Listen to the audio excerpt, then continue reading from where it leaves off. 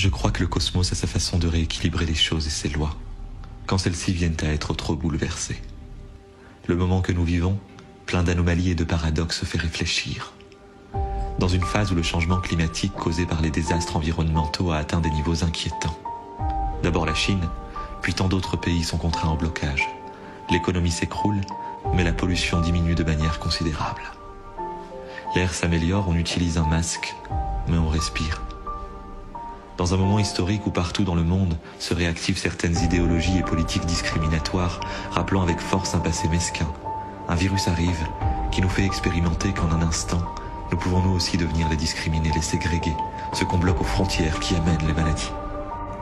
Même si nous n'y sommes pour rien, même si nous sommes blancs, occidentaux et que nous voyageons en première classe. Dans une société fondée sur la productivité et la consommation, dans laquelle nous courons tous 14 heures par jour, après on ne sait pas bien quoi, sans samedi ni dimanche, sans plus de pause dans le calendrier, tout à coup, le stop arrive. Tous à l'arrêt, à la maison, pendant des jours et des jours, à faire le compte d'un temps dont nous avons perdu la valeur dès qu'il n'est plus mesurable en argent ou en profit. Sait-on seulement encore quoi faire ? Dans une période où l'éducation de nos propres enfants, par la force des choses, est souvent déléguée à des figures et institutions diverses, le virus ferme les écoles et nous oblige à trouver des solutions alternatives, à réunir les mamans et les papas avec leurs propres enfants. Il nous oblige à refaire une famille. Dans une dimension où les relations, la communication, la sociabilité se jouent essentiellement dans ce non-espace du virtuel des réseaux sociaux, nous donnant l'illusion de la proximité, le virus nous enlève la proximité, celle qui est bien réelle. Personne ne doit se toucher, pas de baiser, pas d'embrassade, de la distance, dans le froid du non-contact. Depuis quand avons-nous pris pour acquis ces gestes et leur signification ?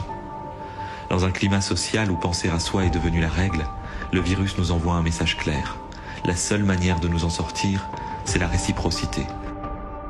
Le sens de l'appartenance, la communauté, se sentir faire partie de quelque chose de plus grand dont il faut prendre soin et qui peut prendre soin de nous.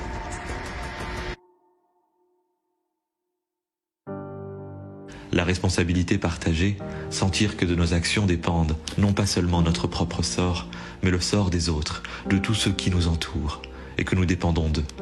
Alors, si nous arrêtons la chasse aux sorcières, de nous demander à qui la faute et pourquoi tout ça est arrivé, pour nous interroger plutôt sur ce que nous pouvons apprendre, je crois que nous avons tous beaucoup de matière à réflexion et à agir.